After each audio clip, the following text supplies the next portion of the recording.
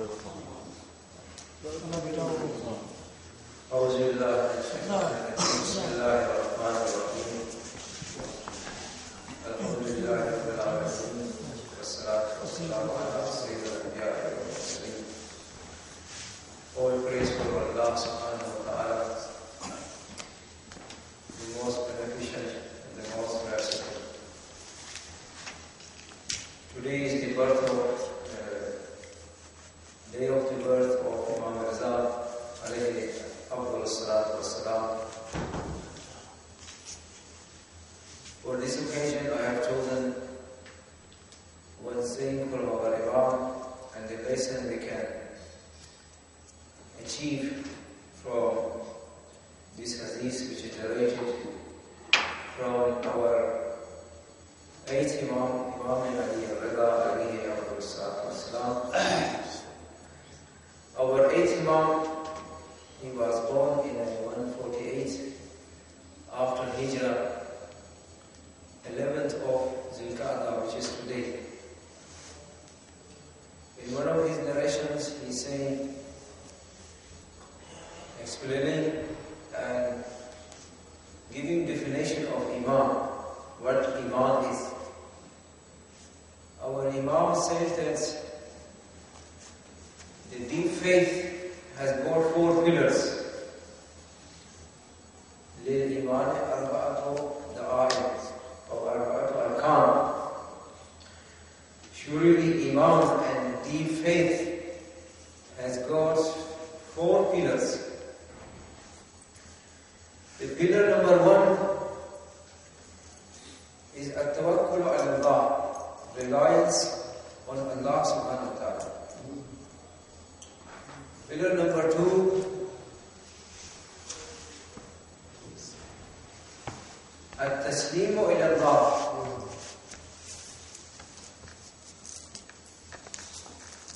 submission towards the decision of Allah subhanahu wa ta'ala.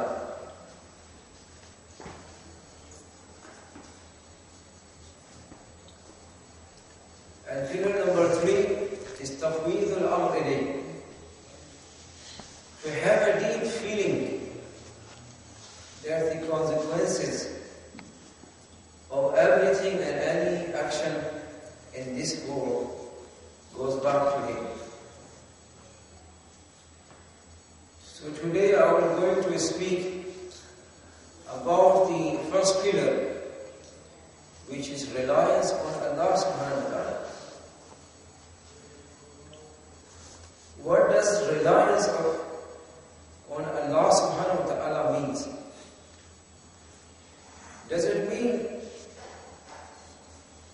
that if a person who is relying on Allah subhanahu wa ta'ala, he should not struggle, he should not utilize those sources which he has got access, and he think that by these sources he is going to achieve his goal and his aims and objections? Thus reliance means that to sit at home and put one your hand on another and just pray for Allah subhanahu wa ta'ala for your success in your life. This is the meaning of reliance and at-tawakkul, which our Imam, he said in his word. Actually, when a person he is struggling towards his aim and objections, there are few things he can do, and there are other few things which he has not any ability, any power, any access to for that. You can say 50%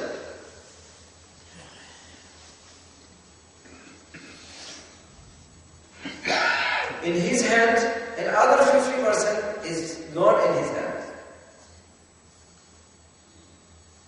For instance, you are opening a business. When you want to open a business, you have got some investment, some money. You should have some skills to run it. You should buy a proper shop or piece of land for your business. You should have some PR, public relationship. All of your efforts, 100%, you push it ahead, but you cannot guarantee that after all of these efforts, you will be succeed in your business or not. By the activities and abilities which is in your hand is in the hand of Allah subhanahu wa ta'ala. Reliance doesn't mean that this 50% even you don't do. Reliance means you do whatever you can. Leave the other 50% which is not in your hand to the power of Allah subhanahu wa ta'ala. And believe that Allah subhanahu wa ta'ala is there and He is watching you. If you are honest in your business, He is going to help you. That's the reliance means and tawakkul ala Allah. Let us give an example. One guy, he came to the mosque of Holy Prophet, peace be upon him, to pray. When he entered in, he had a camel to ride on. He did not tie his camel and he left it outside of the mosque. When he came inside, Holy Prophet asked him, "How did you come?" He said, "I came with my camel." Then Holy Prophet asked him, Have you tied him outside the mosque?" He said, "No. Tawakkaltu ala Allah. I relied on Allah subhanahu wa ta'ala." What do you think? This is the meaning of tawakkul and reliance? Look how Holy Prophet, he objected and he refused him.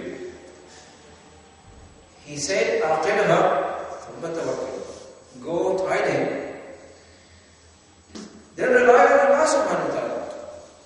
It means anything you can do, you have to do it from your side. And from Allah's side, anything you can't approach there, leave it on Allah subhanahu wa ta'ala. This is first point in reliance. Anything you can do, you have to do it. You can't just sit down at home and you can say, Allah subhanahu wa ta'ala will, rain the notes in your house. No way. You have to go struggle. Any activities, anything you can think that it is lawful in Islam and it is way of getting your ends and objections, you have to do it. And other parts, which you don't know, if I put this investment here, will I achieve my goal and objections or no? Leave it on Allah subhanahu wa ta'ala. This is the tawakkul and this is the reliance on Allah subhanahu wa ta'ala. So in summary, in brief, tawakkul doesn't mean that you sit down and you do nothing. Tawakkul and reliance means you do whatever you can and leave other thing which is not in your power for the help and blessing of Allah subhanahu wa ta'ala.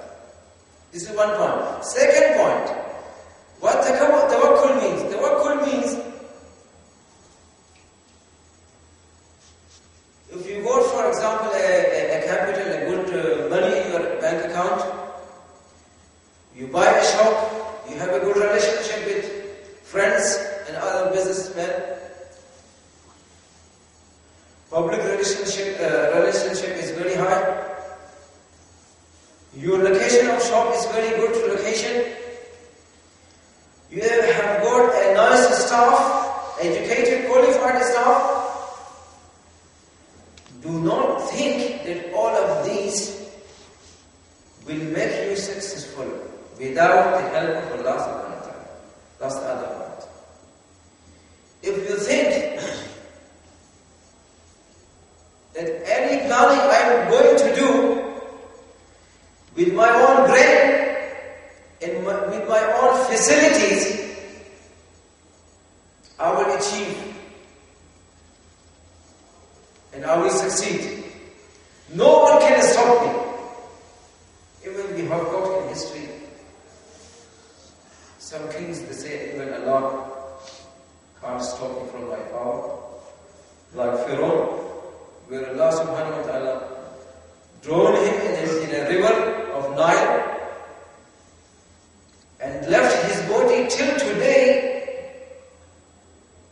in order to be ibrat, to be lesson for others. Like, look, if someone challenge Allah subhanahu wa ta'ala, Allah subhanahu wa ta'ala can kill him and save his body to be lesson for everybody, and his body is still in Egypt. That's the wrong part of the belief, that you use the materials and you think that these materials is going to make you successful in your life without the help of Allah subhanahu wa ta'ala. No way. If you are the believer, you can say, Maulana, what about the non-believers? Non-believers, they plan and they have got facilities, equipments, and they don't believe in Allah subhanahu wa ta'ala. So how they can succeed in their objections? Like United States. The biggest state terrorism in the world is being caused by the United States. And they use the best brains, best qualifications, best planning, best studies, and most of the time they succeed in their life, in their worldly and objections, material objections. So Maulana, what do you say about that? They don't rely on Allah subhanahu wa ta'ala. Here we give the answer that, look, Allah subhanahu wa ta'ala has created the world in a specific cause and objections, cause and effects. Allah subhanahu wa ta'ala has given a big freedom to human beings. A big freedom to human beings. Today there is only action, no questioning, and the day of judgment is only questioning without action. So if the non-believers, they can succeed, they struggle, they do their hard, they do their best. And in Quran, Allah subhanahu wa ta'ala is saying, وَلَيْسَ لِلْإِنسَانِ إِلَّا مَا سَعَى. لَيْسَ لِلْإِنسَانِ إِلَّا مَا سَعَى. A human being will not succeed unless as much he struggles and does hard work.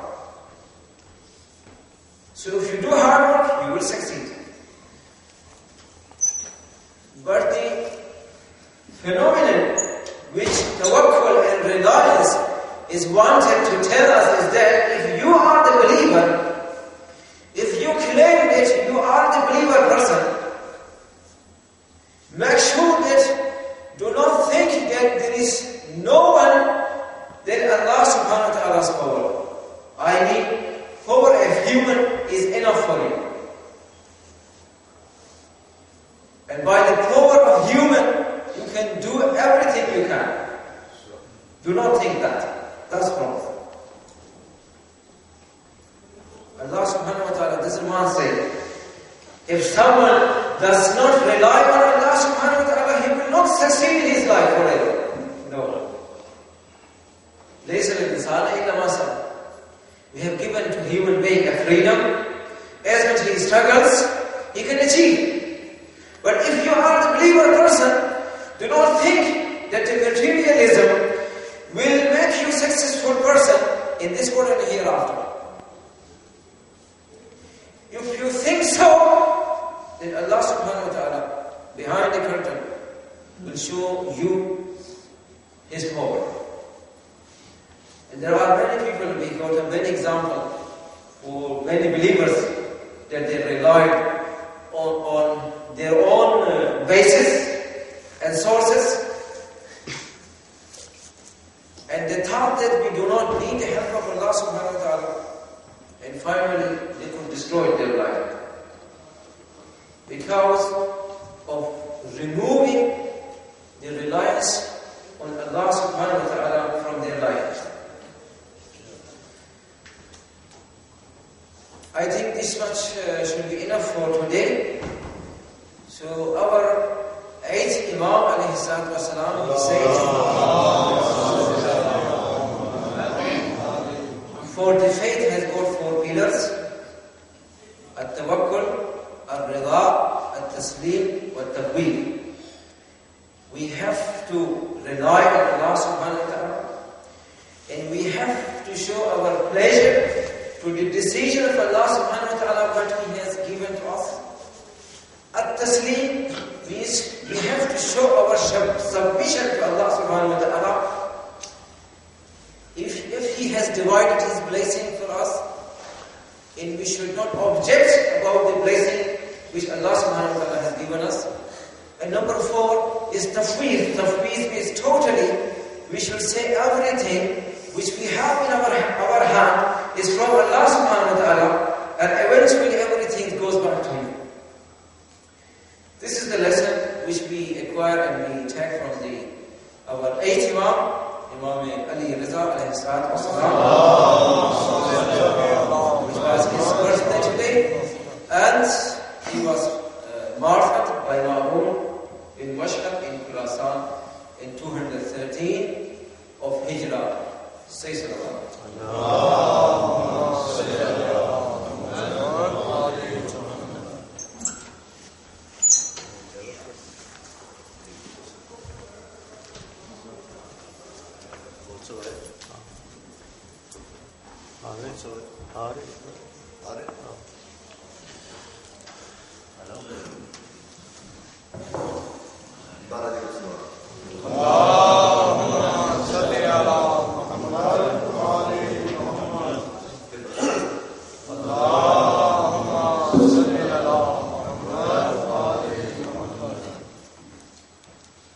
انداز میں سمجھ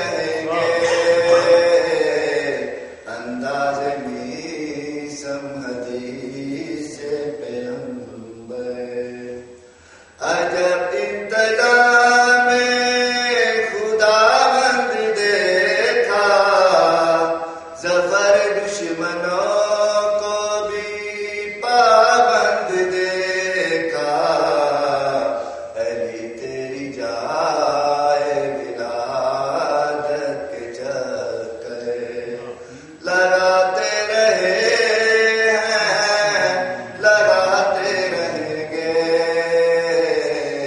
انداز میسم حدیث پیغمبر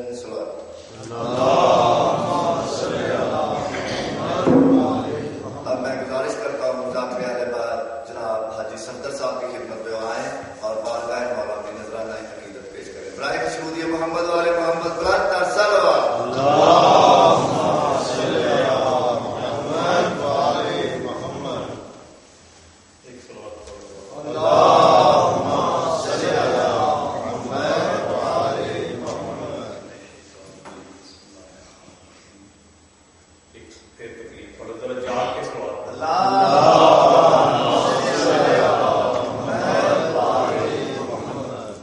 مضمون الہی ہے مضمون ابو طالب مضمون الہی ہے مضمون ابو طالب اسلام کی ہر شے ہے مضمون ابو طالب تجسیم رسالت میں بس دو ہی تو چیزیں ہیں اکمال ختیجہ کا مضمون ابو طالب یہ 14 ہے تو الہی نظام زندہ ہے یہ 14 ہے تو الہی نظام زندہ ہے اور انہی کے نام سے خالق کا نام زندہ ہے بپا کر کے مجلس حسین بتاتے ہیں ہم زمانے کو بپا کر کے مجلس حسین بتاتے ہیں ہم زمانے کو ہم ہی وہ لوگ ہیں جن کا امام زندہ ہے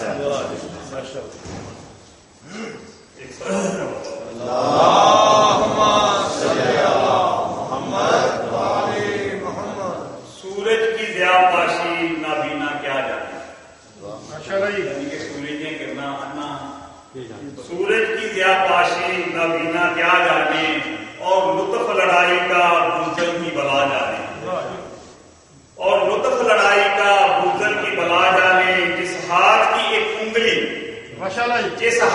ایک انگلی مغرب کو اثر کر دے اس ہاتھ کی جرت کو جانے تو خدا جانے نعرہ حیدری یا علی کہہ کے جو کاغذ پہ قلم رکھا ہے یا علی کہہ کے جو کاغذ پہ قلم رکھا ہے ایسے لگتا جیسے جنت میں قدم رکھا ہے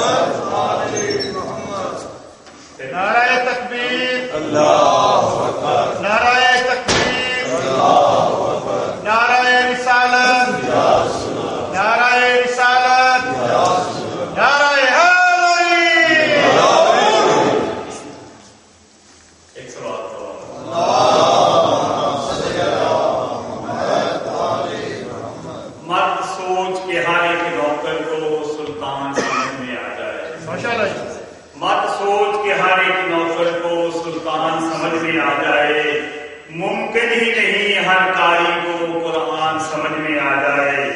مقدار، ابو ذر اور عمار بھی جیون بھر مصروف رہے اس کوشش میں کہ سلمان سمجھ میں آ جائے۔ مولا علی کے سلمان سیر کر رہے ہیں تو مولا علی نے کیا سلمان کو بڑی خدمت کی ہے، اسے بادشاہ نہ بنا دیے۔ سلمان نے عرض کی مولا مجھے جنت چ کڈن کا خیال ہے، یعنی کہ میں کہتے ہیں کہ اسی صحابہ نہیں مانتے، اسی صحابہ کدی برا نہیں کہتے، برے کو اسی کدی صحابہ نہیں کہتے۔ صحابی کدی نہیں برا ہو سکتا، جہے صحابہ صحیح نے انہوں نے قدموں کی خاک بھی ساری ہاتھوں کا سلما ہے۔ جیڑی گل سلمان نے کی ہے وہ میں اپنے کسی سے سنانا چاہتا ہوں، سلوات پڑھو۔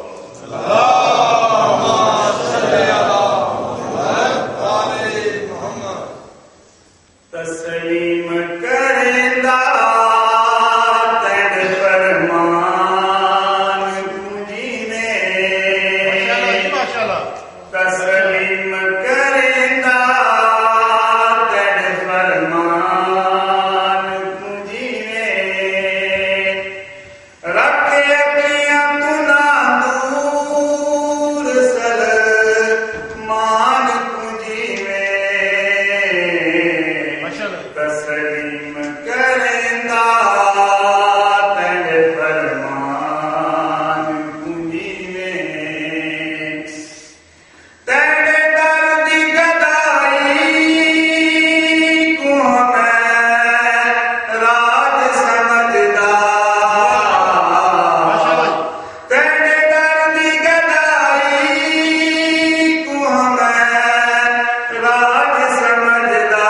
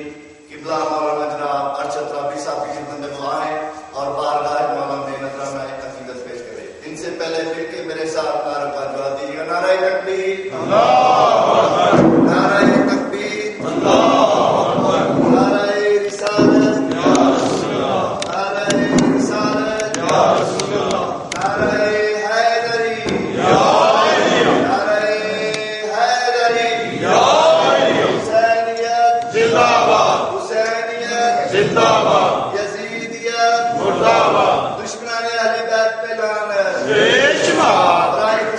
محمد والے محمد بلند تر سلمان اللهم صل على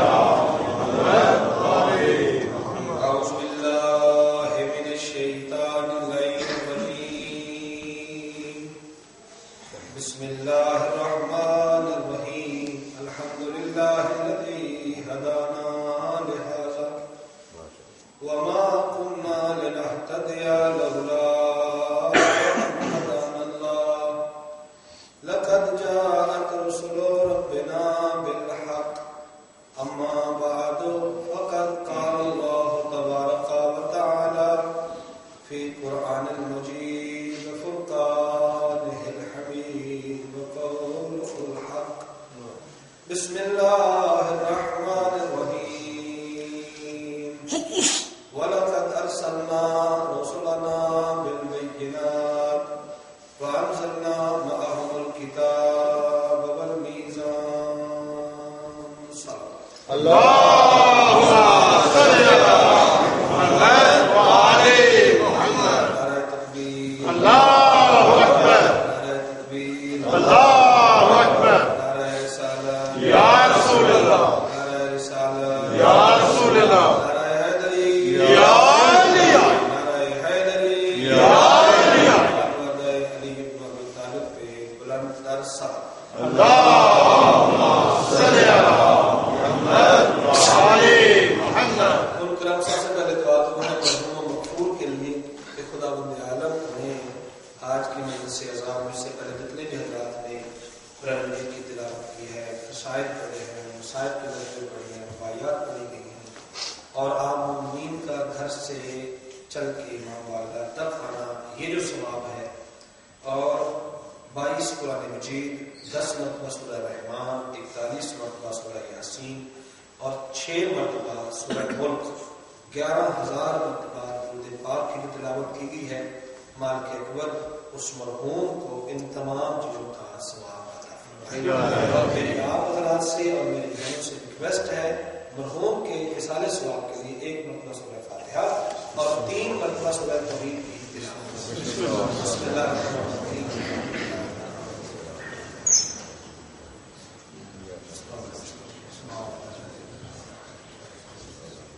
بسم اللہ قل هو الله قل هو الله قل هو الله احد الله الصمد لم يلد ولم احد. پروردگار اس پاک کا ثواب اور باقی تمام کلام کا ثواب ہدیتاً تحفتاً تبرکاً تمکناً معصومین کی خدمت میں ہدیہ کرتے ہیں، اور وہاں سے سرکار پاک جن کی ولادت بصادق ہے امام علی رضا علیہ السلام کی خدمت میں ہدیہ کرتے ہیں، اور وہاں سے جو بھی ثواب نصیب ہو مرحوم کے نام اعمال میں درج ہے. مرحوم کی قبر کو نور آل محمد سے منور فرما. مرحوم کے پسماندگان کو صبر جمیل عطا فرما. جو انہوں نے مرحوم کے لیے بہترین توشہ، بہترین تحفہ، بہترین ہدیہ مجلس حسین رکھی ہے، اس کا ثواب مرحوم اور مرحوم کے جتنے بھی آباء و اجداد اور قرۂ ارض پر بسنے والے شیعہ حیدر کرام فوت ہو چکے ہیں، ان کا کوئی فاتحہ پڑھنے والا نہیں، اور بالخصوص اس امام بارگاہ کے وہ بانیان جو اب موجود نہیں ہیں ان کو بھی اس کا ثواب عطا فرمائے. پروردگار سوائے اپنے کسی کام کو محتاج نہ کر. کائنات کے سردار حقیقی حجت دورہ زہرا کے لاڈنے کا جلوہ. ایک دفعہ مل کر درود پڑھتے ہیں. میں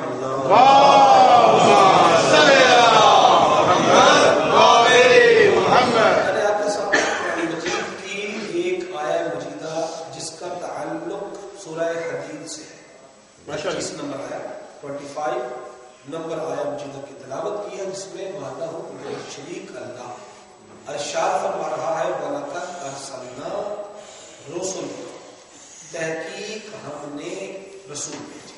ماشاءاللہ. بالبینات، جتنے بھی ہم نے رسول بھیجے تمام رسولوں کو بینات دے کے بھیجا، معجزے دے کے بھیجا. بینات مطلب ہوتا ہے واضح دلیل دے کے بھیجا، اسٹرانگ قسم کی گفتگو دے کے بھیجا، اور پریکٹیکلی کچھ چیزیں دے کے بھیجا. انہیں بینات کہتے ہیں ایسی چیز جو دیکھ کر کسی کے اندر چھپا ہوا ایمان ظاہر ہو جائے، اسے کہتے ہیں بینات. ماشاءاللہ ہر نبی کو بینات دے کے بھیجا. وَأَنزَلْنَا مَعَهُمُ الْكِتَابَ وَالْمِيزَانَ. ہم نے یہ صرف معجزے نہیں دیے، معجزہ دینے کے بعد ہم نے کتاب دی. ماشاءاللہ ہم نے نازل کیا معہم ان نبیوں کے ساتھ. کس کو؟ کتاب کو. اچھا کتاب بھی ملی، پہلے معجزات پھر کتاب. اس کے بعد کیا کیا؟ والمیزان. جب میرے نبی پر ایمان لانے والا ایمان لائے گا تو وہ ایمان اس وقت لائے گا کیونکہ نبی انہی انسانوں میں سے ہوگا. ماشاءاللہ تو اعتراض ہوگا کہ تمہارے پاس ہم سے زیادہ کون سی چیز ہے جو تو کرے تو ہم سمجھیں کہ تو ہم میں سے نہیں، تو ادھر سے آیا ہے. ماشاءاللہ وہ ہے معجزہ. اور قرآن ہے، کوئی ڈاول نہیں، کوئی سٹوری نہیں، کوئی کہانی نہیں. قرآن مجید کہہ رہا ہے، سورہ حدید ہے. ہاں قرآن کہہ رہا ہے کہ ہم نے اسے بینات دے کے بھیجا، معجزے دے کے بھیجا. ماشاءاللہ دنیا کا قانون یہ ہے کہ پہلے تھیوری دی جاتی ہے پھر پریکٹیکل ہوتا ہے. اللہ فرماتا ہے میرے دین کو ماننے کے لیے پہلے پریکٹیکل دیکھو. معجزہ پریکٹیکل ہے، کیا چاہیے تمہیں، پھر اس کے بعد تھیوری کتاب دی.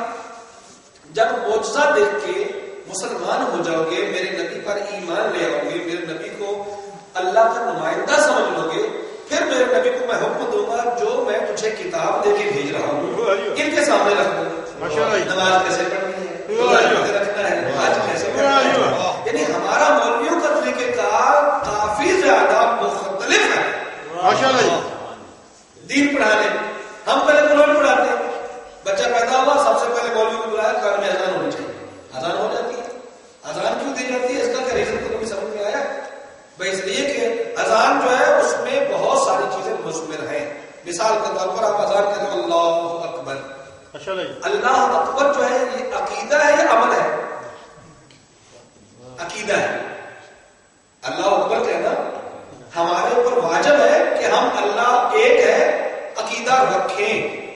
اور یہی سبب ہے کہ پیدا بھی نہیں ہوا اور جب انتظار تھا جیسے پیدا ہوا اسے کہا اللہ اکبر. بھائی نہ وہ بول سکتا ہے، نہ وہ کھا سکتا ہے، نہ وہ آنکھیں ہیں کی بندی وہ صحیح دیکھ نہیں پاتا. بچہ کچھ دنوں کے بعد صحیح دیکھتا ہے تو اسے اللہ اکبر کہہ رہے ہیں. اور پھر اشہد اللہ الہ الا اللہ. اللہ اللہ سب سے بڑا ہے، لیکن بیٹا یا بیٹی کیا رکھنا اللہ سب سے بڑا ہے. پھر اشہد ان محمد رسول اللہ کہ محمد اللہ کے رسول ہے، یہ بھی عقیدہ. پھر اشہد ان علی ولی اللہ، اللہ کا ولی اللہ ہے، یہ بھی عقیدہ ہے. پھر کہتے ہیں حی علی الصلاۃ. 3 شہادتیں ہم دیتے ہیں عقیدے کی. پھر کہتے ہیں عمل کرو، نماز، حی علی الفلاح، پھر عمل، حی علی الخیر، اچھے عمل کرو. پھر اس کے بعد کہتے ہیں اللہ اکبر، پھر دوبارہ عقیدہ. یعنی جو بچہ دنیا میں آ رہا ہے اگر تم یہ کہتے ہو نارمل بچہ ہے، گنہگار کا گھر پیدا ہوا ہے، مومن ہو، مسلمان ہو، ہر مسلمان جو بھی لا الہ الا اللہ محمد رسول اللہ پڑھتا ہے اس کا عقیدہ کہتے ہیں اذان پڑھائے گا. تو اذان کی پہلی کلمے جو ہے وہ کیا ہے؟ عقیدے کے. جب عقیدہ پہلے بتاتے ہیں وہ تو بھائی پڑھا لکھا نہیں، نہ اس کو قلم اٹھایا نہ کسی اسکول میں گیا، تو کیسا عزت کیوں کر رہے ہو؟ کہا اس لیے کہ یہ بچہ جو ہے جتنا اس کے لیے ضروری تھا اتنا علم اس نے دے کے بھیجا ہے. اس لیے اسے پہلے اللہ کا نام بتا رہے ہیں، پھر عقیدہ بتا رہے ہیں، پھر بعد میں عقیدہ، پہلے عقیدہ پھر عمل پھر عقیدہ. تو یہ جو بچہ دنیا میں تشریف لاتا ہے اس کے لیے حکم ہے کہ ہم اس کو ایسے. اور اب اللہ کا رسول کیا فرما رہا ہے کہ میرے کو قرآن نازل ہوا، قرآن مجید میں اے دنیا والوں سب سے پہلے جتنے رسول آئے ہیں ان میں سے ہمیں سب سے پہلے معجزات دیں. ان کو معجزہ دکھاؤ اور معجزہ دکھا کر جب یہ مان جائیں تو پھر ان کے سامنے بک رکھو. جب یہ بک بھی پڑھ لیں، عمل کرنا شروع کر دیں تو پھر ان کا امتحان کرنا والمیزان، پھر ان کو تولنا. نبیوں کے پاس تو لکڑی تو نہیں تھی نا، کنڈا شنڈا تو نہیں تھی نا کہ جناب انہوں نے ہوتا تو پھر وہ کسی اور چیز کا کاروبار کر لیتے. یعنی کیا تھا؟ ایک میزان تھا. اور وہ میزان کیا ہے؟ آج انشاءاللہ اسی میری مجلس میں معجزے کے بارے میں گفتگو ہوتی ہے، اس کے بعد پھر کتاب کے بارے میں گفتگو ہوتی ہے، اور آخر میں پھر میزان کا. اب میں گزارش کروں کہ جتنے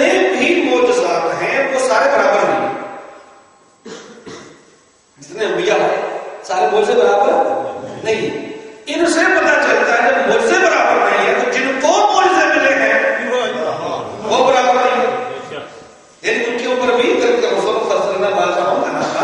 اوپر نیچے کسی کی قدریں زیادہ ہیں، کوئی رتبے میں کم ہے، کوئی بلند ہے، لیکن ہم سے بہرحال سارے ہی بلند ہیں، نبی ہو، ولی ہو، معصوم ہو، امام ہو، نہ ان جیسی نہ ہماری ان جیسی پیدائش ہے، نہ ہمارا چلنا پھرنا ہے، نہ ہماری گفتگو ہے، نہ ان جیسا ہمارے پاس معرفت ہے، نہ علم ہے، وہ ہم سے بہت بلند ہے، لیکن آپس میں ان کے درجات ہیں۔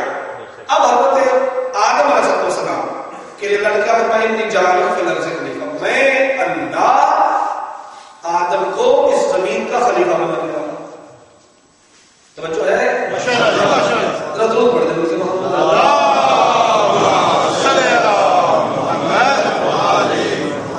یہ مجھے تیسرا سال ہے مسلسل، چوتھا سال ہے یا تیسرا سال ہے امام رضا علیہ السلام کی ولادت میرے حصے میں ہے، آپ کے نام پر۔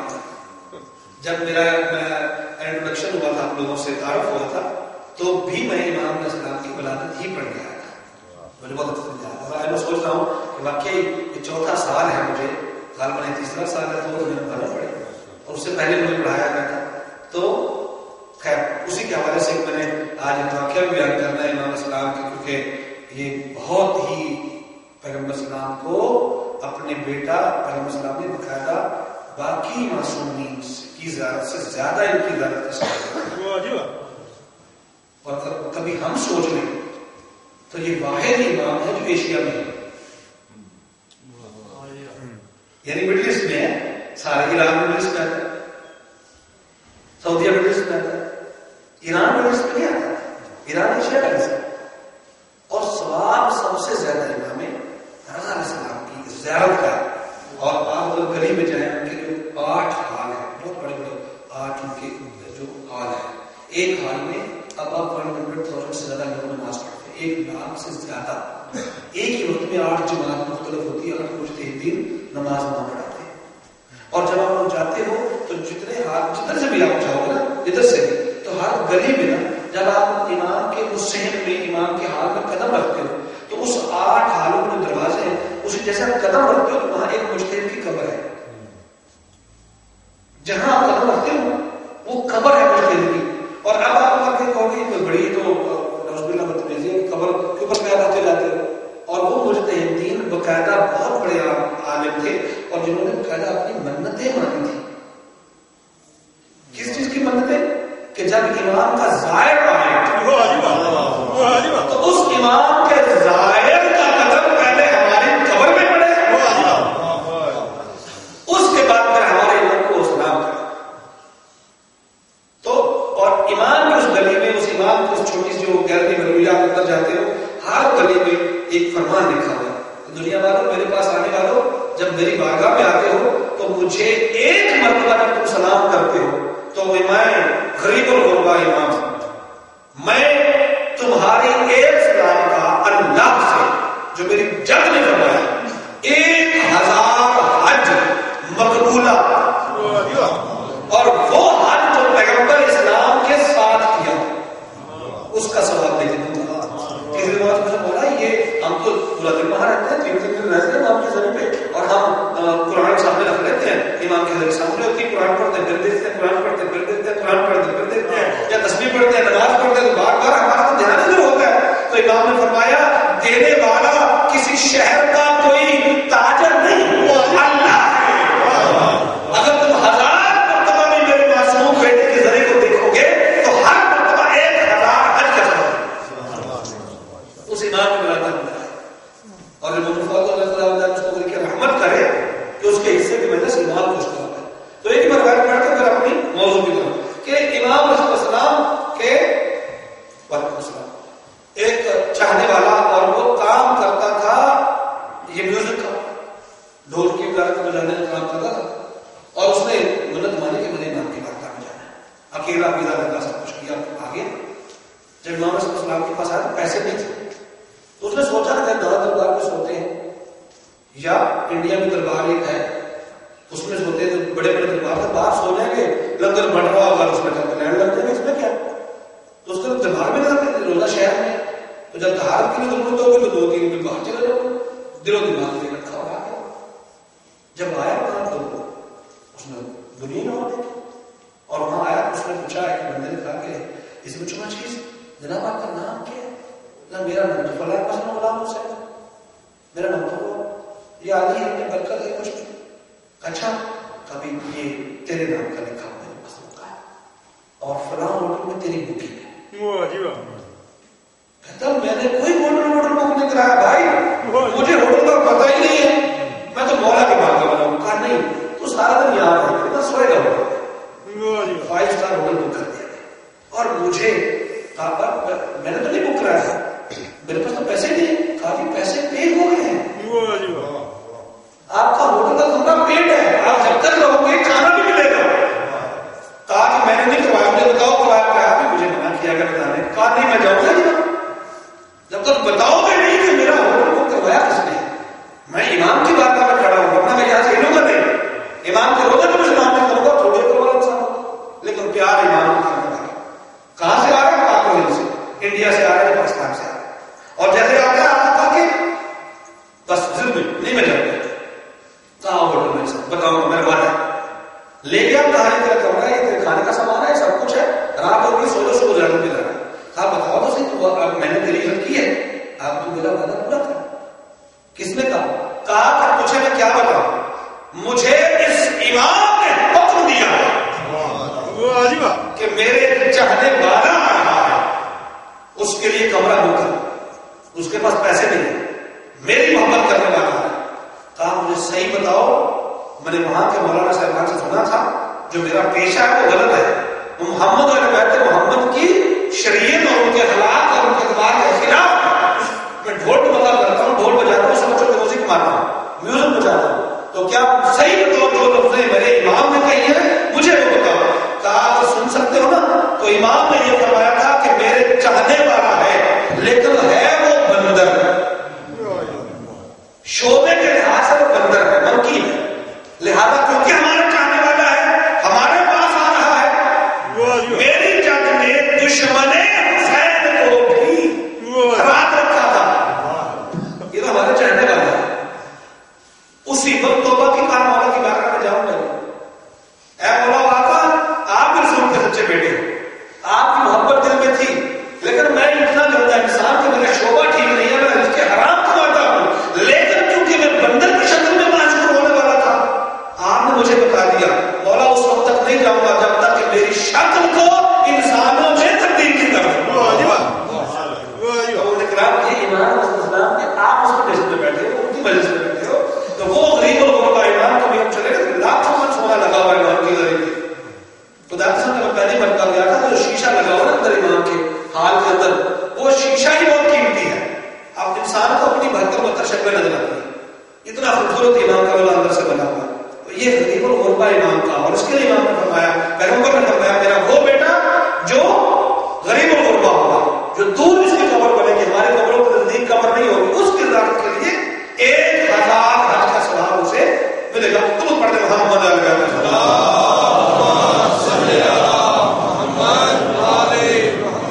اچھا میں گزارش کر رہا تھا کہ اللہ نے کیا کہا، پروردگار نے 1,24,000 انبیاء بھیجے، 313 رسول انہی میں سے، اور انہی میں سے پیغمبر کتنے آئے؟ قرآن کی روح سے 5 جو قرآن کی آیت ہے، اور ویسے جب دیکھا جائے تو 6 پیغمبر، جیسا کہ لا الہ الا اللہ آدم و صرف، اللہ کے سوا کوئی معبود نہیں. آدم کو اللہ نے چن لیا ہے. جناب آدم کے دور میں ان کے پیریڈ میں یہ کرنا تھا. جناب آدم کی جو امت تھی اس وقت سے لے کے جناب حضرت ابراہیم تک، جناب نوح علیہ السلام تک یہ کرنا چلتا ہے. لا الہ الا اللہ آدم صفی اللہ، یا آدم صفت اللہ، آدم صفی اللہ. اب اس وقت جناب نوح علیہ السلام آئے، لا الہ الا اللہ نوح نجی اللہ، اللہ کے سوا کوئی معبود نہیں. حضرت نوح عذاب سے نجات دلانے والے ہیں. توجہ رکھیے، لا الہ الا اللہ ابراہیم و خلیل اللہ، اللہ کے سوا کوئی معبود نہیں. ابراہیم کون ہے؟ اللہ کے خلیل. لا الہ الا اللہ موسیٰ کلیم اللہ، موسیٰ اللہ سے باتیں کرنے والے. لا الہ الا اللہ عیسیٰ روح، حضرت عیسیٰ اللہ کی روح ہے. یہ کلمہ تھا اور قرآن میں بھی ہے، حضرت عیسیٰ اللہ کی روح ہے. اور پھر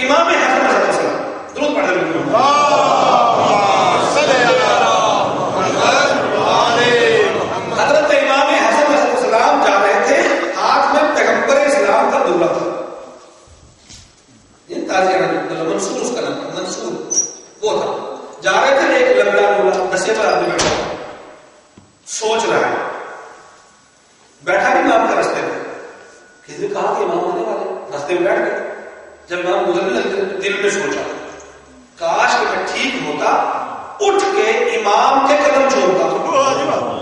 یعنی شیعہ ایسا ہوتا ہے نا، چاہے امام کی مجلس ہو تو بیماری چھوڑ کے آ جاتا ہے، امام کے نام کا تذکرہ ہو تو بیماری چھوڑ کے اپنے کام چھوڑ کے صاحب حضرت اللہ تشریف فرما ہو.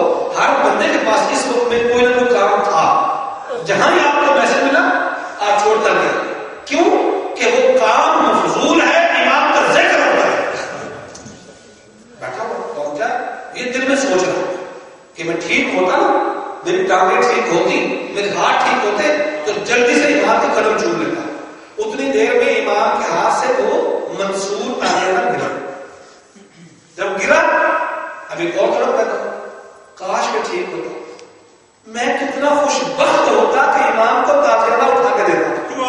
اب یہ سوچ رہا تھا کہ امام نے کہا کام پہ نہیں رہا، کھڑے ہو جاؤ اور مجھے تاجرہ دو. وہ کہتا میں بخلا گیا، امام کی آواز تو میرے کاموں میں آ گئی تھی، مجھے اپنی بیماری بھول گئی، میں جلدی سے اٹھا.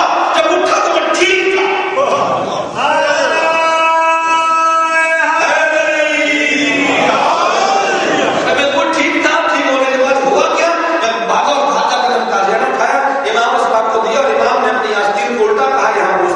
یہی چاہ رہے تھے نا، ٹھیک ہو تو بوسا لیتا ہے. امام نے میرا بوسا لو یہاں. جب بوسا لیا تو اس وقت امام نے کہا نحنو باب اللہ، تمہیں کیا حکم دیا؟ والایو الناس، سنو لوگوں، میں جو کہنا چاہ رہا ہوں، علی کا بیٹا ہوں، فاطمہ کا لال ہوں، مطالب کا جگر ہوں، نحنو باب اللہ ہے، ہم اللہ کا دروازہ ہے، نحنو حجت اللہ ہے، ہم اللہ کی حجت ہے، نحنو مشیت اللہ ہے، ہم اللہ کی مشیت ہے، نحنو امر اللہ ہے، ہم اللہ کے امر ہے. میرے مولا آقا یا رسول اللہ،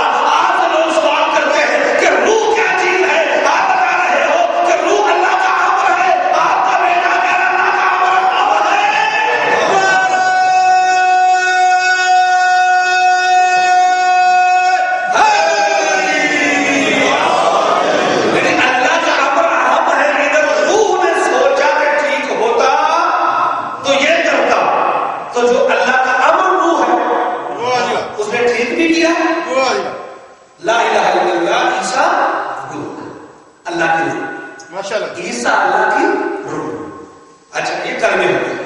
اور محمد کے لیے کیا لا الہ الا اللہ محمد رسول اللہ.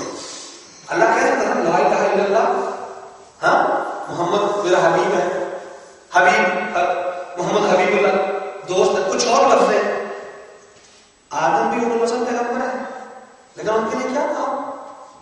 آدم چنا ہوا میرا.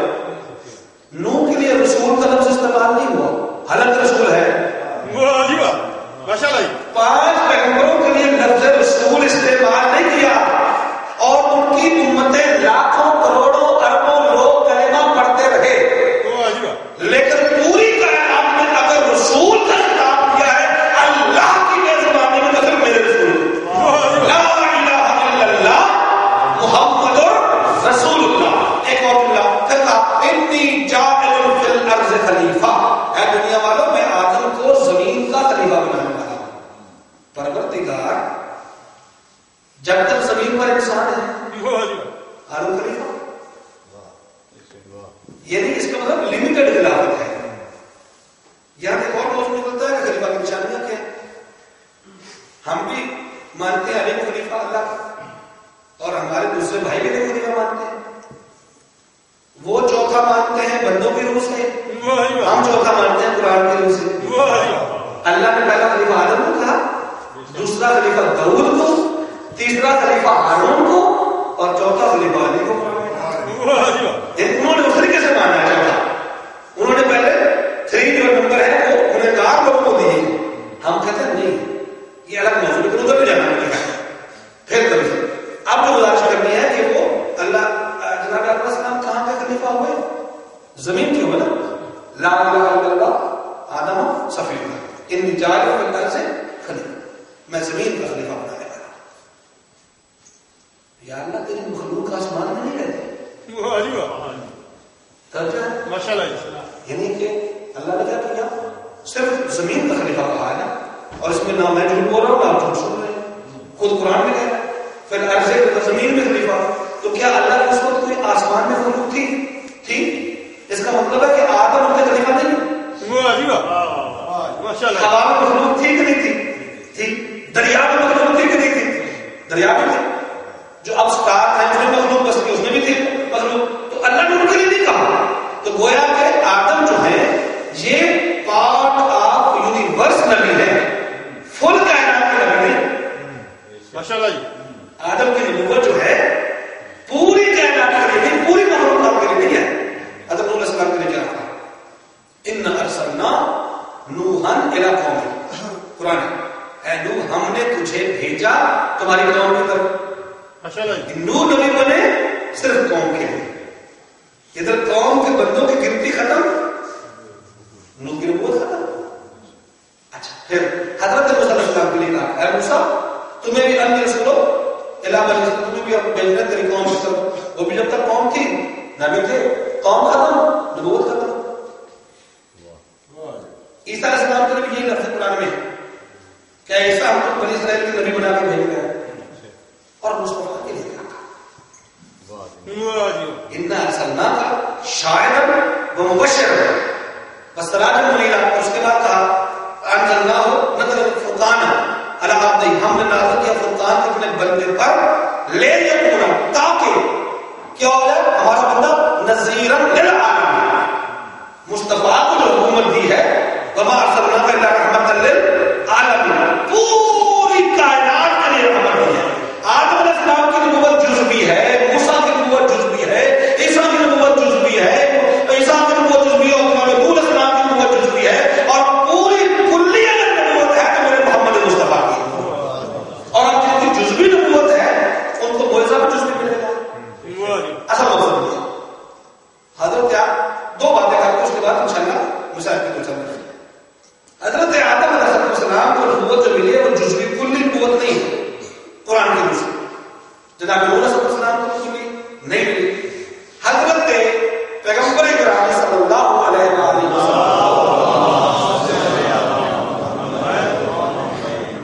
کیا نے کہا پوری کائنات کی عالمین کے لیے رحمت بنا کے بھیجا ہے، عالمین کے لیے رسول بنا کے بھیجا ہے. تو عالمین میں کون کون سی چیز آتی ہے؟ صرف بریڈ فوڈ آتا ہے یا ریڈ فوڈ آتا ہے؟ پوری کائنات ہے. اب پوری کائنات میں جتنی بھی مخلوقات ہیں وہ عالمین میں آتی ہے. اور پوری کائنات کے رسول ہے مصطفیٰ. آسمان میں جو مخلوق ہے اس کا بھی رسول کو کلمہ پڑھنا پڑے گا. جو زمین میں مخلوق ہے اس کو بھی، جو ہوا میں ہے اس کو بھی، جو دریا میں ہے اس کو بھی. تو اب جناب آدم علیہ السلام نے اپنے کتنے حوالے چھوڑے؟ 12 حوالے. موسیٰ کے 12 حوالے، عیسیٰ کے 12 حوالے، نوح کے 12 حوالے. اب جو وہ چھوڑتے ہیں جتنی ان کی امت کی حد تھی وہ اتنے ہی ان کے صحابی اور حواری اور خلیفہ تھے. تو مصطفیٰ کا حواری وہ ہوگا جتنی مصطفیٰ کی حکومت ہے اتنی اس کے نبی کے خلیفہ کی حکومت ہوگی. جتنے میرے مصطفیٰ کی حکومت ہے پوری عالمین کا. تو اب عالمین میں جتنی مخلوقات ہیں اتنی حکومت ان کے خلیفہ کی بھی ہوگی. اچھا یہ تو میں نے واضح کر دیا کہ اللہ تعالیٰ نے اس کو معجزات دیے. معجزات، کچھ معجزات کا تعلق ہے اسے کہتے ہیں چھوٹا معجزہ، ایک معجزے کا تعلق ہے مڈل والا اور ایک ہے بڑا معجزہ. جناب آدم علیہ السلام کو باقی معجزات کے ساتھ ساتھ اللہ نے ایک میزان بھی عطا فرمایا تھا. ہر نبی کی میزان میں قرآن میں کہا ہے. جناب آدم علیہ السلام کو آگ معجزہ دیا اور آگ ہی میزان. جو لوگ نہیں مانتے تھے انہوں نے معجزہ دکھا دیا، لوگوں نے کلمہ پڑھ لیا.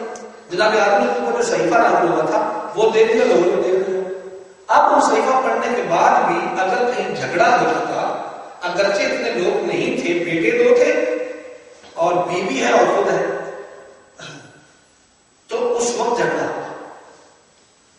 حابیل اور قابیل کا.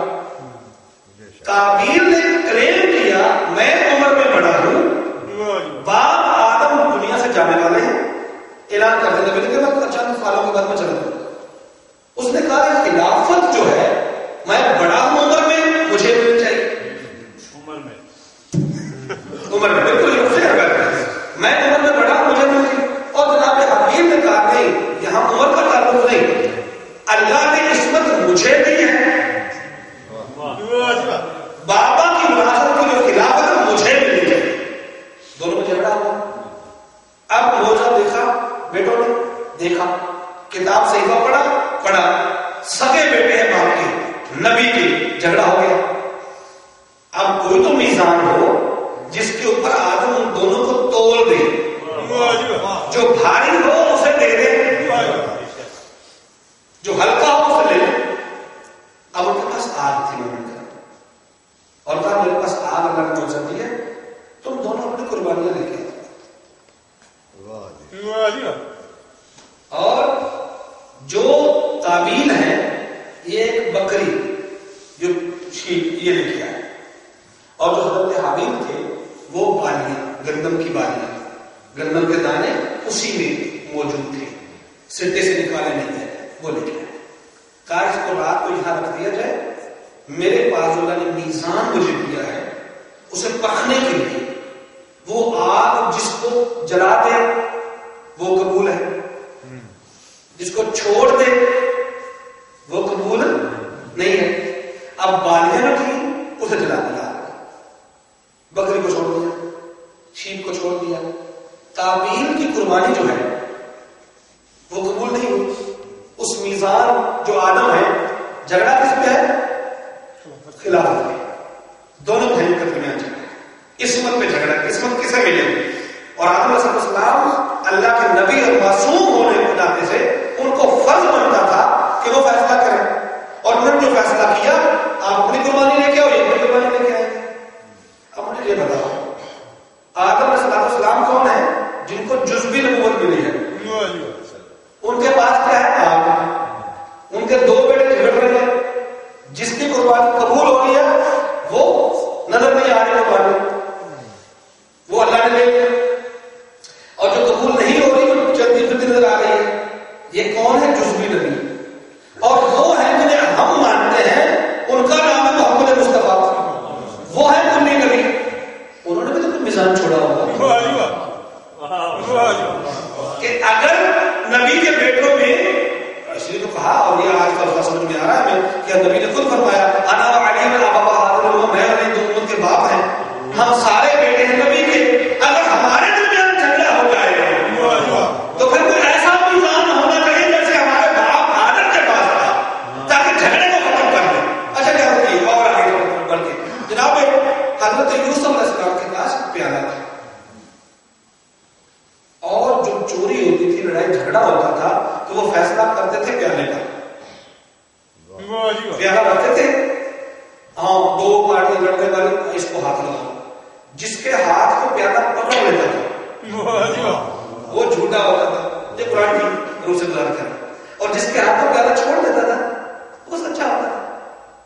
یہ ان کے پاس میزان تھا. حضرت داؤد علیہ السلام کے پاس ایک میزان تھا، لوہے کا سنگل آسمان سے نیچے آتا تھا. جب لڑائی ہوتی تھی نا، جھگڑا ہوتا تھا، تو اس وقت ہوتا کیا تھا کہ جو بندہ جا کے پکڑ لے، اگر اس کو سنگلی نہ چھوڑے تو وہ جھوٹا، اور اگر وہ لوہے کا سنگل تو آسمان سے لٹکتا تھا تو جو چاہ وہ کیا ہوتا تھا؟ جسے چھوڑتے وہ سچا. دو آدمیوں کا آپ کی جھگڑا، میرے سے پیسے دے. نبی اللہ نے فرمایا کہ جب تمہیں پیسے دینے ہیں تو دے دو. کہا سرکار میں نے اس میں پیسے نہیں دینے. میں کہا سرکار جب تک یہ غریب تھا تو یہ اقرار کرتا رہا جناب میں نے آپ کے پیسے دینے ہیں، میرے پاس آئیں گے میں دے دوں، مجھے سے ہماری عادت ہے. ضرور پڑھتے محمد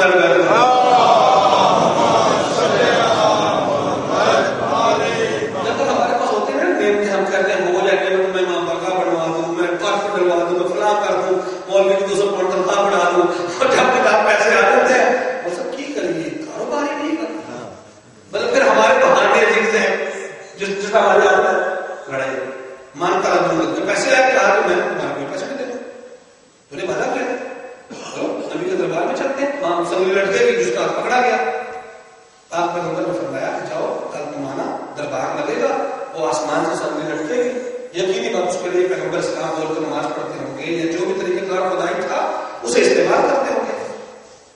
اللہ ہوا اس نے کیا کیا، ایک ڈنڈا ہاتھ میں، پیسے دینے تھے.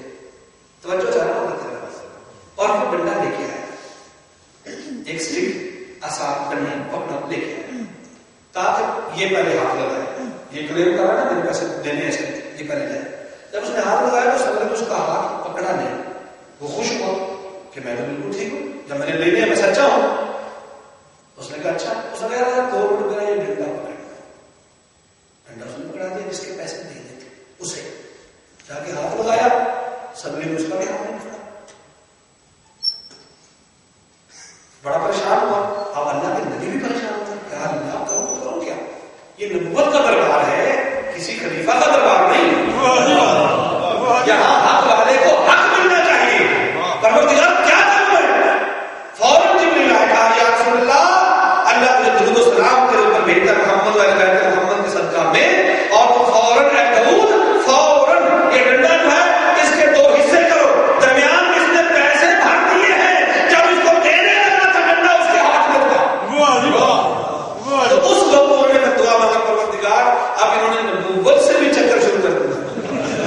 اب یہ ہوا تاریخ میں ہے, یعنی کہ ہم لوگ ایسے بھی کرتے ہیں کہ نبوت سے بھی, جیسے مشہور ہے اپنا نام کرے گا میں سب شیخ بیٹھا ہوا لاہور کا, تو جب اپنا وہ دیتے تھے کئی جگہ کی بات مشہور ہے, زکات یا صدقہ دینے کے لیے وہ ایک بالٹی کے نیچے پیسے اوپر دانے بھر دیے, باہر پورے فقیر کھڑا کر دیا بیٹے کو. فقیر جب دیکھے اللہ مجھے دے دے اس کا باہر دروازے کے اوپر, بھائی تجھے مل گیا سیٹھی صاحب نے تمہیں پیسے دے دیے. کہا یار دانے دیے بالٹی بیچنی ہے, بالٹی سمیت کہتے بیچ دیں. فقیر کی تو بچارے کی تو وہی ہوتی ہے کہ بیچ دیں. کتنے بیچو گے؟ 500 روپئے, 2000. 2000 بالٹی کا ملنا دے دو. اندر تو پیسے بھرے ہوئے تھے, اوپر دانے تھے. اب اللہ تعالیٰ نے شکایت کی, پروردگار یہ لوگ دھوکہ دیتے ہیں. جب اس توڑا گیا ڈنڈے کو تو مجھے پیسے بھرے ہوئے تھے. تو کہا اس وقت سے وہ سنگل اٹھ گیا. ایسے ہی تھا نبی, یہ معجزہ اور یہ میزان تھی نبیوں کے پاس. نبی کرام اور پیغمبر اسلام آخری بات کر کے میں مجھے بتا دوں, پیغمبر اسلام جو ہے انہوں نے ایک جنگ غالباً تبوک کے بعد آ رہے تھے اور راستے میں پیاس لگی. دوست صحابہ کرام تو اتنی پیاس لگی کہ کسی کے پاس پانی نہیں. ہر صحابی کو یار پانی ہے کسی کے پاس, تھوڑا سا پانی مل جائے. جناب جابر بن عبداللہ انصاری کے پاس چند بوندے, چند قطرے پانی کے دوڑ کے یا رسول اللہ آپ نے پانی مانگا, پیاسا میں بھی ہوں لیکن اپنی پیاس زیادہ آپ کو عجیب سمجھ. کیا پانی لاؤ میرے پاس. ہر صحابی دوڑا ہوا یا رسول اللہ بہت پیاس ہے, جنگل ہے, یہ پانی ہے, صحرا ہے, کیا کریں کدھر جائیں؟ آپ کوئی بات نہیں, پریشان کیوں ہوتے ہو؟ پانی مل گیا. یا رسول اللہ اس سے تو ایک بندہ بھی نہیں. اور لوگ کتنے تھے؟ 30,000 فوج. 30,000 فوج ہے, 12,000 گھوڑے ہیں اور 17,000 جو ہے وہ اونٹ ہے. اس کے علاوہ 54,000 ٹوٹل لکھا گیا. 54,000 نفس تھے, اس میں سے 30,000 فوج ہے اور باقی لوگ گھوڑے اور وہ اونٹ تھے. ہر کسی کو پیاس لگی ہوئی ہے, صحرا پریشان ہو گئے. پیغمبر اسلام نے فرمایا اس کا ڈھکنا کھولو. کوئی بوتل تھی, کوئی مٹکا تھا, کوئی چیز بھی تھی. جو اس زمانے میں لیدر کی چھوٹی چھوٹی بوتلیں بنائی اس میں پانی ہوتا تھا. کہا اچھا یہ مٹکا منہ کھولو. منہ کھولا, پیغمبر اسلام نے اپنا ایک ہاتھ کی انگلیاں اس میں رکھی, دوسرے ہاتھ کی انگلیاں ادھر کی, تھوڑا کشمی, اور اس سے پانی کو بولنا شروع ہوا. 30,000 فوج نے پانی پیا, گھوڑوں نے پیا, کچروں نے پیا, ساری کائنات کے جتنے لوگ وہاں موجود تھے پانی پیا. پانی ختم نہیں ہو رہا. پیغمبر اسلام نے فرمایا اگر میں تم جیسا ہوتا تو میں بھی پیاسا رہتا. کہنا پانی آیا کہاں سے؟ کہا میری ظاہراً انگلیاں تمہارے پاس تھی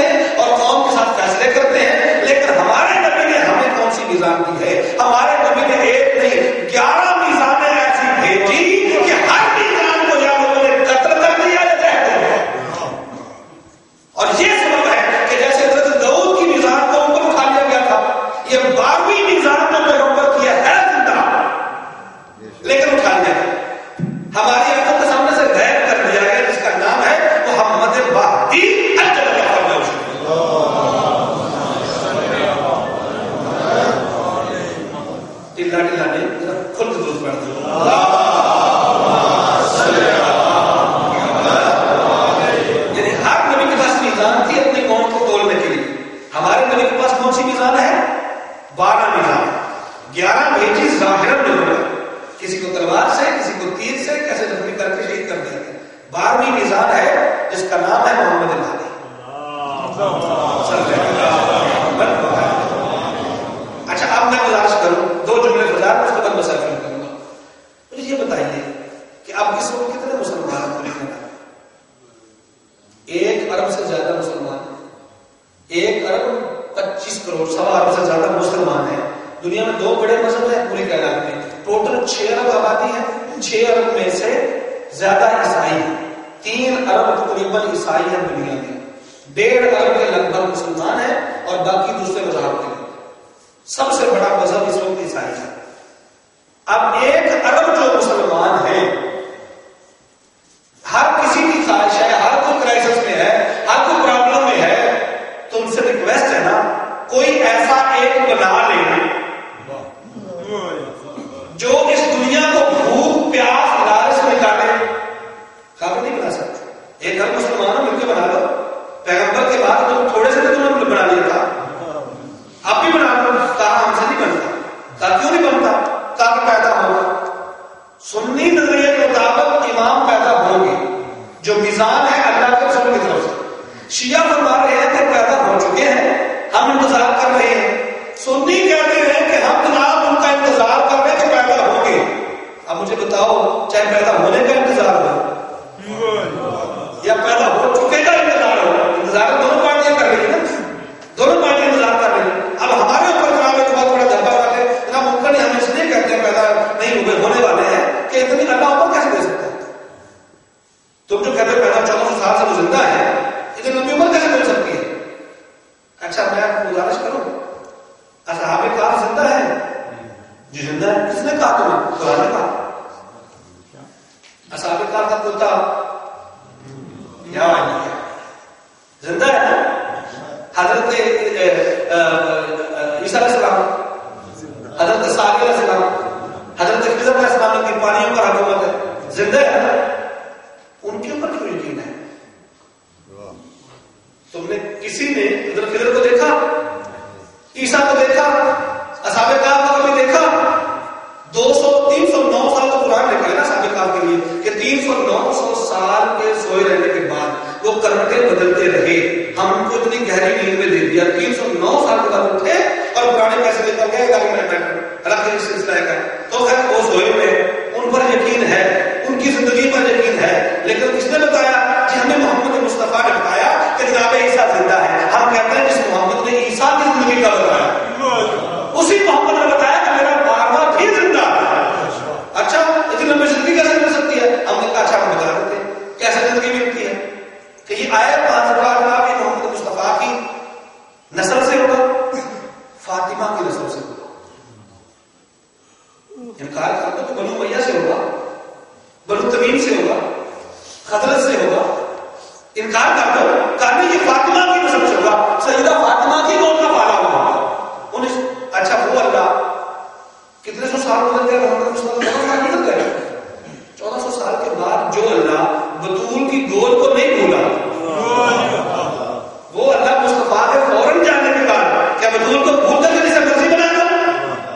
یہ ہے میزان. اور ایک اور آخری بات کر کے حضرات گرامی کہ ہمارا جو آخری میزان ہے جو اللہ خود فرما رہا ہے, کتاب دے کے بھیجا, روزہ دے کے بھیجا, میزان دے کے بھیجا, یہ میزان ہے جس کے پلڑے پر ہم بولیں گے جو اس کی طرف چلے جائیں گے وہ بھاری ہو جائے گا, انہیں جنت کا راستہ مل جائے گا. جو ان کی مخالفت کریں گے آخری امام کی وہ جہنم میں چلے جائیں گے. اور آخری گزارش کر رہا ہوں, کیا ملائکہ کو کوئی یقین ہے؟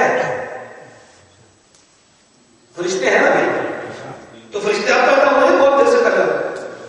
ان کی فرشتوں کی زندگی پر سب کو یقین ہے, حوروں کی زندگی پر پتہ نہیں ملتی ہے کہ نہیں ملتی ہے, لیکن یقین ہے. غلمان کی لمبی زندگی پر یقین ہے, لیکن نہیں یقین ہے تو زیادہ پلاٹ لیں گے کہ وہ زندگی کیسے پا سکتے ہیں. وہ ایسے ہی زندگی پا سکتے ہیں جیسے سال ہر سال نبیوں کے نظام زندہ رہے ہیں. تو اللہ نے ان کو صرف اس لیے کہ لوگوں نے دھوکہ دیا, یہی سبب تھا کہ اماموں میں سے 11 اماموں کو امت نے دھوکے سے شہید کیا, اور 12 کو اللہ کے رسول نے خود دعا کی, پروردگار یہ میری میزان قیامت تک باقی رکھنا. یہی سبب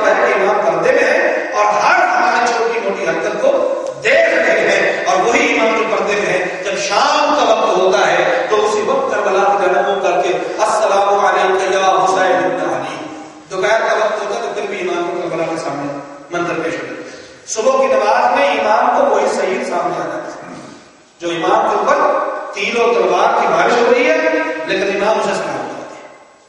ہر روز امام کے سامنے کربلا کا منظر ہوتا ہے. ہر روز امام خون کے آنسو ہوتے ہیں.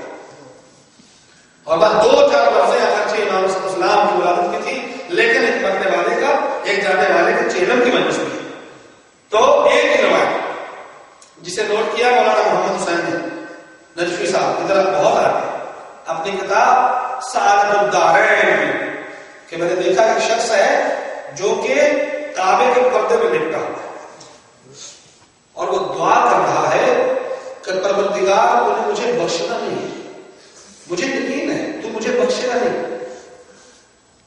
ایک امام کا ایسا بھی کھڑا ہوا تھا, اس نے توجہ کی کتنا بدبخت آدمی ہے کہ کعبہ کے قریب آ کے کعبہ کا پردہ پکڑ کے پھر بھی اسے یقین نہیں کہ مجھے بخشش نہیں ہوگی میرے.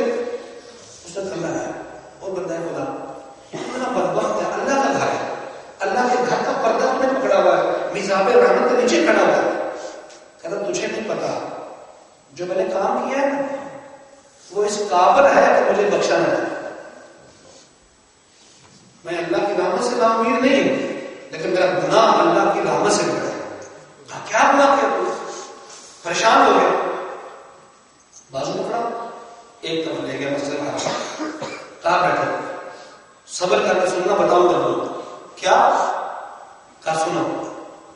جب کربلا سے لٹا ہوا قافلہ چلا تو ہم 40 آدمی تھے جن کی یہ ڈیوٹی لگی تھی کوفہ سے شام تک صرف حسین ابن علی کو سر کو لے جانے کی. امام کا سر دن کے وقت ہم لوگ نیزے پہ سوار کرتے تھے اور رات کے وقت نیزے سے اتار کے ایک صندوق میں بند کرتے تھے اور اس صندوق کے اوپر بیٹھ کے ہم شراب پیتے تھے.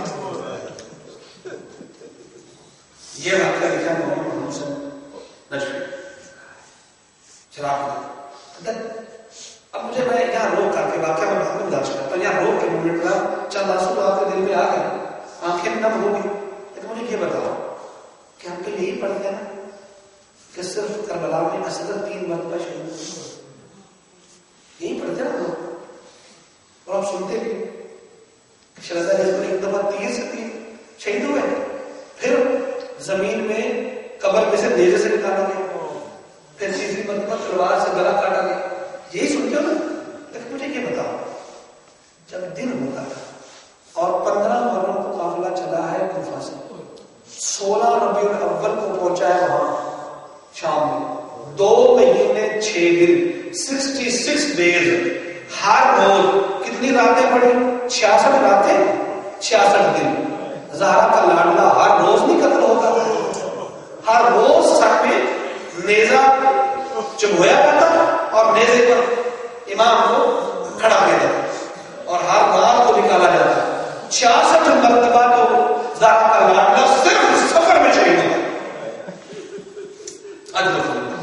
اور کہتا ہے کہ میں دیکھا ایک دن شراب زیادہ پی لی ساتھیوں نے, 40 لوگوں نے, صندوق میں پڑا ہوا ہے, اس صندوق کے اوپر جو شراب بچ جاتی تھی ہم اس کے اوپر اڑے گئے. اور کہتا ہے کہ میں نے اتنی نہیں پی تھی, میں ہوش میں تھا, میں نے دیکھا کہ میں نے شراب کا گلاس اٹھایا, میں الگ ہوا, اتنی دیر میں ایک نور کی اماری اتری, ادھر نور کی اماری اتری, ادھر میں بکھلا گیا, پریشان ہو گیا. اس کا دروازہ کھولا, میں نے دیکھا کہ ایک سیاہ کپڑوں میں شخص ہے جس کا نام محمد ہے, سر سے امامہ اترا ہوا ہے, آستینیں الٹی ہوئی ہیں, اس کے ساتھ ایک شہنشاہ جن کا نام علی ہے, ان کے ساتھ آدم ہے, ان کے ساتھ ابراہیم ہے, ان کے ساتھ نوح ہے. اور محمد مصطفیٰ آگے بڑھ کر کہتے ہیں بندہ خدا اللہ تجھے کبھی بخشے نہ, تو نے میرے بیٹے کو 66 دن بار بار قتل کیا ہے اور شراب بن جاتی تھی میرے بیٹے کے چہرے مقدس پر اٹھیلتے رہے ہو. کہتا ہے میں بغلا گیا, دوڑ پڑا, ساتھی بھی ہوش تھے, میں دوڑ کے رہے تھوڑی دور جا کے کھڑا ہو گیا کہ یہ تو میرا نبی آ گیا جن کا میں کلمہ پڑھتا ہوں, میں نے تو بڑا ظلم کیا, میں نے تو نبی کے بیٹے کو شہید ہر روز کرتا ہوں. کہتا ہے ابھی یہ ہماری نور کی میں سے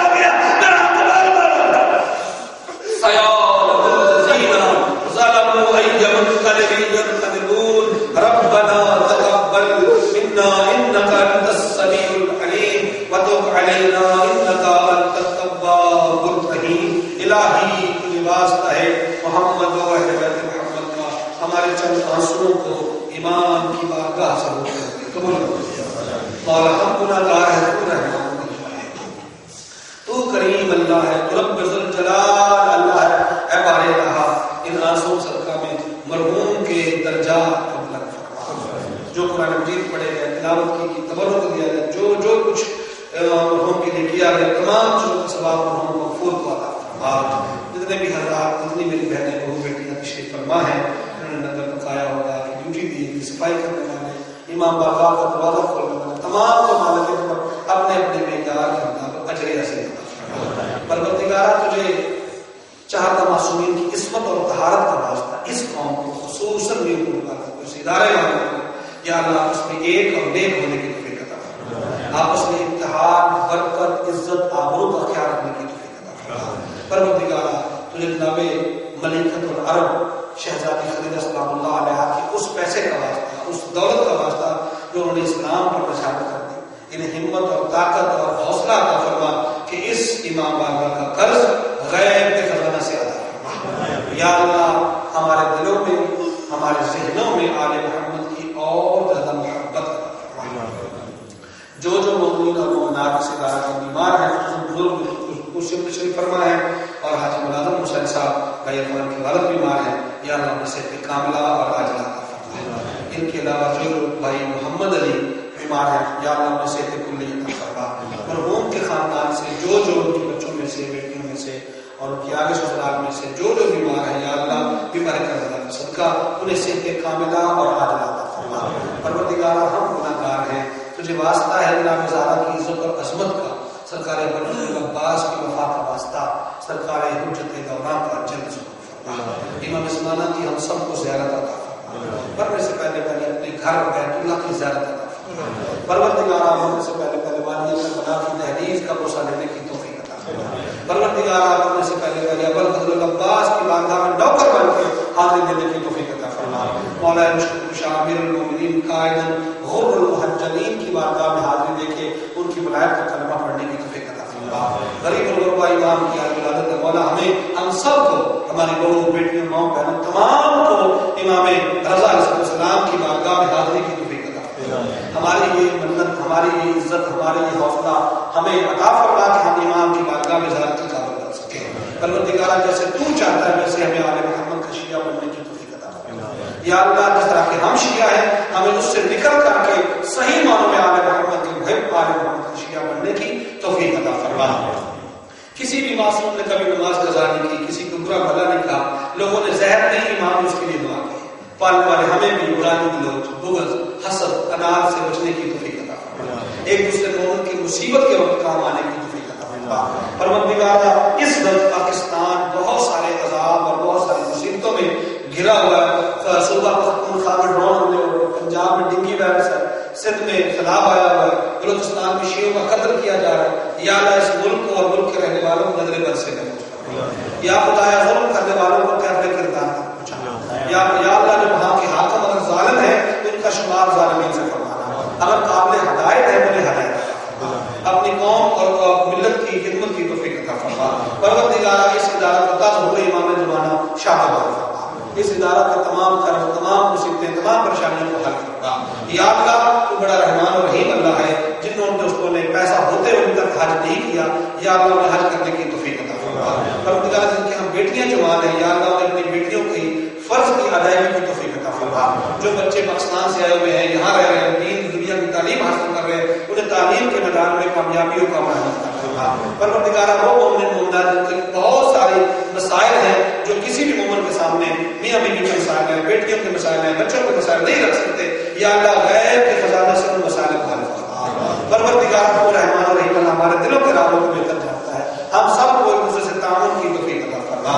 پروردگار حضرت محمد و اہل بیت محمد، ہمارے علماء کرام مجتہدین نظام کا سایہ ہمارے سروں پر ہے، علماء کرام کی عزت اور آبرو کرنے کی توفیق عطا فرما۔ اپنے علماء کرام کی جو کوتاہیاں ہیں، جو برائیاں ہیں، ان کو چھوڑ کر کے نیکیوں پر ہمیں عمل کی توفیق عطا فرما۔ پروردگار اپنی اولاد میں سے ہم نے بھی عالم دین بنانے کی اپنے بچوں کو، بچیوں کو توفیق عطا فرما۔ پروردگار تیرا سب سے بڑا معجزہ قرآن مجید ہے، آئمہ علیہ السلام کی محبت اس دنیا میں زندہ و سلامت ہے، ہمیں اہل بیت کی محبت اور قرآن مجید کی تلاوت کی توفیق عطا فرما۔ ہر روز ہر قرآن مجید کھول کر کے اس کی تلاوت کرنے کی توفیق عطا فرما. پروردگارا ملک محمد والے بیت محمد جن جن دوستوں نے جن جن بھائیوں نے بہنوں نے ماؤں نے بیٹیوں نے اس امام بارگاہ کی خدمت کی ہے کر رہی ہیں کریں گی تمام کی توفیقات میں اضافہ فرما. پروردگارا مرتبہ پھر تیری بارگاہ میں التجا ہو رہا ہے جس مرحوم کے لیے مجلس رکھی گئی مالک اکبر اس مرحوم کے نامہ اعمال میں تمام جرم کا ثواب عطا فرما. ان کی قبر کو نور عالم محمد سے منور فرما. ان کے پسماندگان کو صبر جمیل عطا فرما. مرحوم کو یا خدایا محمد والے بیت محمد صدقہ میں مولا مظلوم کربلا کے ماتمیوں میں شمار فرمانا. مولا مظلوم کربلا کے ماتمیوں کو پانی پلانے والوں میں شمار فرمانا. 1,000 انبیاء اولیاء اوصیاء قانتین عابدین صادقین میں کا شمار فرمانا. پروردگار سوائے ہمیں کسی کا محتاج نہ کر. ربنا تقبل منا انك انت السميع العليم وتب علينا انك انت التواب الرحيم. اللهم صل على محمد.